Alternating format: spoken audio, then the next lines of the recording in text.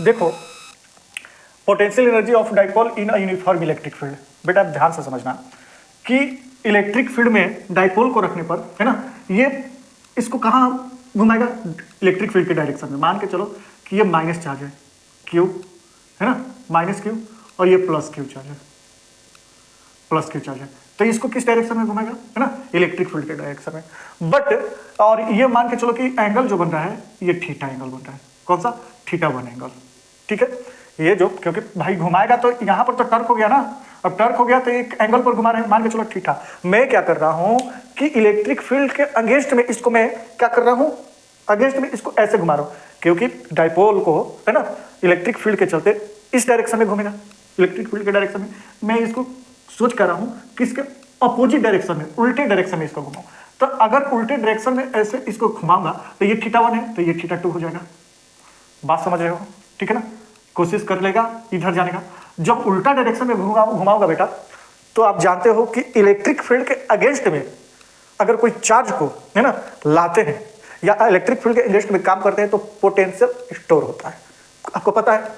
तो इसका जब Q1 एंगल से Q2 एंगल पर लाऊंगा तो पोटेंशियल क्या होगा बेटा, स्टोर होगा, ठीक है।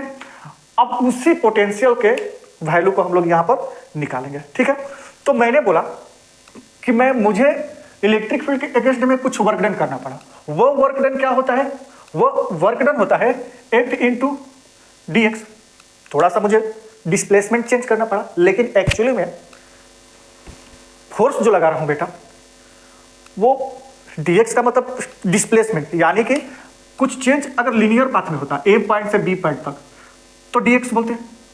लेकिन यहां पर जो चेंजिंग हो रहा है ये क्या हो रहा है, एंगल का चेंजिंग हो रहा है। ये θ1 था, यहाँ θ2 बन रहा है, 1 से 2, यानी कि यहाँ पर क्या हो रहा है, एंगुलर मोमेंटम, यानी कि यहाँ पर टर्क लग रहा है। बात समझ रहे हो ना। तो टर्क लग रहा है तो होगा क्या कि ये जो F होगा, है ना, मैं इसको dw कर देता हूँ, छोटा सा वर्क डन में करवा रहा हूँ, ठीक है। तो इसको मैं क्या रखूंगा, टाउ। ये जो फोर्स लगा टर्क के लिए लगा, है ना, इनटू d थीटा, ठीक है। अच्छा, दूसरी बात, हम लोग इलेक्ट्रिक फील्ड में टर्क का भी वैल्यू हम लोग पढ़ कर आ चुके हैं। क्या होता है, PE sine theta D theta. Clear है ना, क्लियर है, ओके। अब हम लोग करेंगे क्या, यहां से टोटल वर्क डन निकालेंगे। टोटल वर्क डन, टोटल बहुत ही इजी डेरिवेशन है। टोटल वर्क डन निकालेंगे तो इंटीग्रेशन करवाएंगे। टोटल वर्क डन करने के लिए मुझे इंटीग्रेशन करवाना पड़ता है। पी तो चेंज होगा नहीं, पी को मैं बाहर लिख सकता हूं। मुझे इंटीग्रेशन किसको कराना है, तो इंटीग्रेशन करवाना है साइन थीटा को। कितना करवाना है, क्वेश्चन ये है कि कितना करवाना है। तो मैं बोला कि θ1 से θ2, तो जो फ्रॉम θ1 टू θ2 होता है ना, अगर फ्रॉम θ1 टू θ2 तो ये θ1 लोअर हो जाएगा और ये अपर लिमिट हो जाएगा। मैं यहां पर लिमिटेशन लगा दिया बेटा, ओके। अब आगे देखो, इसका तो मान के चलो कि ये W हो जाएगा, वर्क हो जाएगा, ओके। P ऐसे ही रहेगा, ठीक है।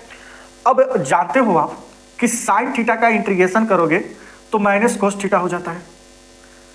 लिमिटेशन Q1 θ1 θ2, तो पुटअप वैल्यू कर देंगे माइनस कोस थीटा के जगह पर अपर लिमिट, है ना, और minus lower limit minus cos theta, sorry θ1, theta के जगह पर θ1, ठीक है। वर्क डन बराबर क्या हो जाएगा बेटा, PE माइनस कोस θ2 और माइनस माइनस प्लस कोस θ1। इसको मैं ऐसे भी लिख सकता हूं बेटा, PE, ठीक है, इसको पहले लिख सकता हूं cos θ1 माइनस cos θ2। अब इस पर क्या करोगे कि जो भी आपको θ1 का एंगल दिया होगा 60 डिग्री 40 डिग्री जो भी है, और कहां से कहां ले जाना है, तो 2 तक ले जाना है, तो माइनस कर देना θ1 में, θ2 माइनस कर देना, क्वेश्चन सोल्व होने लगेगा। तो ये इक्वेशन 1 मानता हूं, ठीक है। और इसको मैं बेटा केस 1 मानता हूं, ये जो है केस 1 है। अब केस 1 और 2 की क्या बात है, बात समझना, मैं आपको बहुत अच्छे से बता रहा हूं आपको। ये केस 1 है तो केस 2 भी भाई क्या है, ठीक। तो सेकेंड केस क्या बोलता है बेटा कि यहां पर if dipole is rotate from 0 to theta, 0 to theta, यानी कि थीटा 1 है 0, फ्रॉम 0 इसको 1 में रखना है और टू थीटा 2 में, ठीक है। तो इसी इक्वेशन में पुट वैल्यू इन इक्वेशन 1 क्या हो जाएगा बेटा, पी ऐसे ही रहेगा, ठीक। कॉस 0 डिग्री, थीटा 1 क्या है 0 डिग्री, माइनस कॉस थीटा 2 क्या है बेटा, कॉस थीटा 2 थीटा है कॉस थीटा, और 0 डिग्री का वैल्यू क्या होता है बेटा 1 है ना, कॉस 0 डिग्री का वैल्यू -1 और कॉस थीटा, ठीक है। तो देखो ये इक्वेशन 2 हो गया। बात समझो, यहां पर ये जो थीटा 1 है और थीटा 2 है कुछ भी रख सकता हूं, लेकिन ये जो है कि अगर थीटा 1 0 डिग्री, यानी कि ये जो डाइपोल रखा है ये इलेक्ट्रिक फील्ड है और इसी डायरेक्शन में ये डाइपोल है ना, प्लस क्यू माइनस क्यू, ठीक है। और इसको किसी थीटा पर लेकर जाते हो तो ये वैल्यू निकलेगा। एक्चुअली में ये ही मेन है आपका, ये मेन है इसी से। लेकिन अब बात है कि 180 डिग्री 0 टू 180 डिग्री हम लोग करके देख लेते हैं, ठीक है। केस 3 देख लीजिए, 0 टू 180 डिग्री, थीटा 1 को 0 डिग्री और थीटा 2 को 180 डिग्री ले लेंगे। तो पुट वैल्यू इन इक्वेशन 1 में ही डालकर देखेंगे, ठीक है। थीटा 1 को कहां रखना है बेटा 0 डिग्री, तो ये एक्चुअली मैं यहां यू लिख लेता हूं, एनर्जी है ना, तो W बराबर क्या हो जाएगा, हालांकि वर्क डन का ही फॉर्मूला लगता है, PE कॉस जो थीटा 1 है, कॉस जो थीटा 1 है वहां पर cos 0 degree, cos 0 degree, okay, और ये माइनस थीटा 2 के जगह पर कॉस 180 डिग्री, ठीक, ओके। अब यहां पर वर्क बराबर क्या हो जाएगा, PE कॉस 0 डिग्री का वैल्यू 1 और कॉस 180 डिग्री का वैल्यू -1, ठीक है।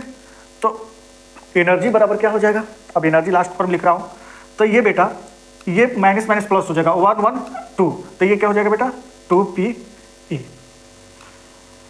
यानी कि टर्क को 0 डिग्री से घुमाकर 180 डिग्री लेकर आ रहे हो, ठीक है। दो केस ऐसा भी है बेटा जो स्टैंडर्ड फॉर्म डायरेक्ट 90 डिग्री के बारे में बोल देगा, तो ये हम लोग थोड़ा देख लेते हैं। ये तो हो गया कि मान के चलो केस 1 से केस 2 और 3 में बना दिया, ठीक है ना।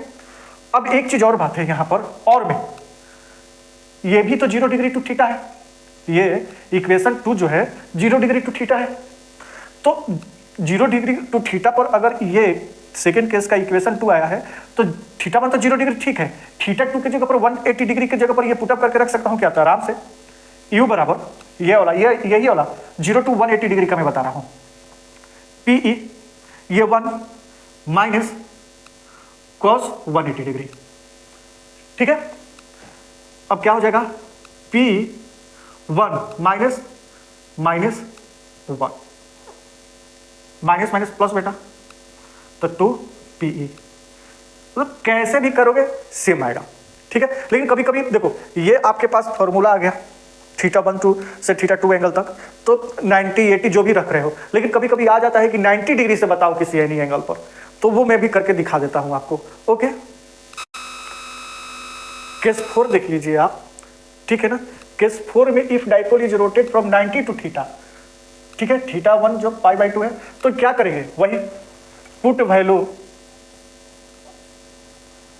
In equation 1, put value in equation 1 क्या था एनर्जी का बेटा, PE cos theta 1 minus cos theta 2, cos theta 1 क्या है बेटा cos 90 डिग्री, और ये माइनस cos थीटा 2 क्या है, थीटा 2 थीटा है, 0 डिग्री नहीं है, थीटा 2 थीटा है, तो cos थीटा 2 को मैं यहां पर थीटा लिखता हूं। तो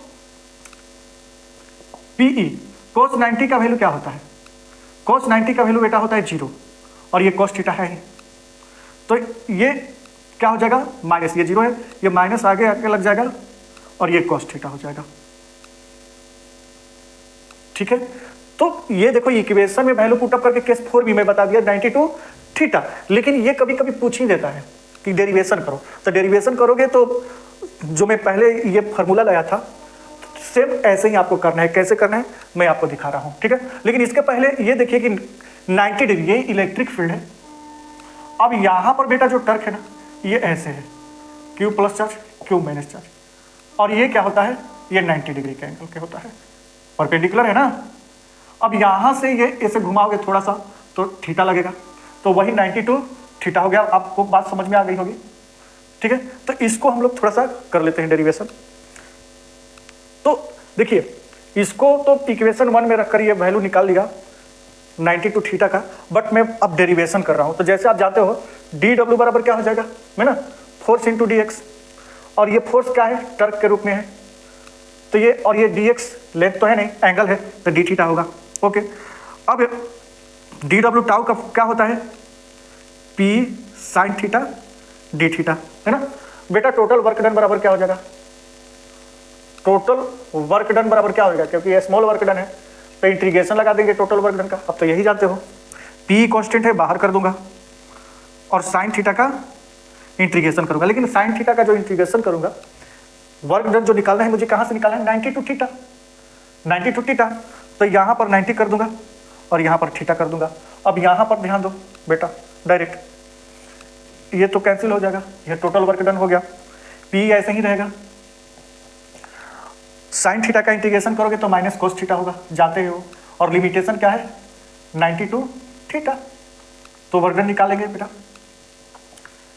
पी और upper limit cos theta minus, है ना, माइनस और माइनस में कोस है, इसलिए कोस 90 डिग्री। ओके, ये माइनस कोस थीटा और ये माइनस माइनस प्लस, और कोस 90 डिग्री का वैल्यू 0 होता है बेटा, 0 होता है। तो क्या हो जाएगा, ये माइनस आगे लग जाएगा, कोस थीटा। तो देखिए अगर डेरिवेशन भी पूछ लेगा तो डेरिवेशन भी कोई टफ नहीं है, इजी है। अगर 0 to 180 डिग्री का भी डेरिवेशन पूछ लेगा तो वो भी कर लोगे, वो भी मैं आपको बता देता हूँ, तुरंत टाइम नहीं लगेगा करके। अब इसके बाद P sine theta D theta, यहाँ से टोटल वर्क डन करोगे। टोटल वर्क डन करने का तरीका तो जानते ही हो, लिमिटेशन, है ना। पी कांस्टेंट है, बाहर रहेगा, चेंज नहीं होगा। और 0 to 180 डिग्री, 0 से 180 degree sine theta D theta.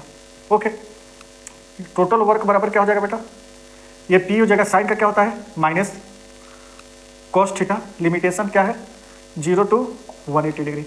यहाँ पर देखिए आप वर्क, एनर्जी को वर्क के ही फॉर्म में हम लोग ड्राइव करते हैं, बात समझो ना, है ना। अपर लिमिट क्या हो जाएगा, माइनस कॉस 180 डिग्री, 0 से 180 डिग्री है, और ये माइनस माइनस कॉस 0 डिग्री, ठीक है। यहाँ देखिए P माइनस 180 डिग्री का वैल्यू क्या होता है बेटा, -1, और माइनस माइनस प्लस, और 0 डिग्री का वैल्यू क्या होता है 1। ओके, ये माइनस माइनस प्लस, ठीक। तो एनर्जी बराबर क्या हो जाएगा 1 to 2P। अगर आपको याद होगा तो 0 to 180 डिग्री का 2P आया था, अगर याद होगा तो मैं मिटा दिया हूँ एक्चुअल में। तो ऐसे मैं सारे तरीका में बता दिया, समझ लो ना। अगर यहाँ पर मेरे हिसाब से आपका कंसेप्ट क्लियर हो गया होगा तो देख लीजिए एक बार।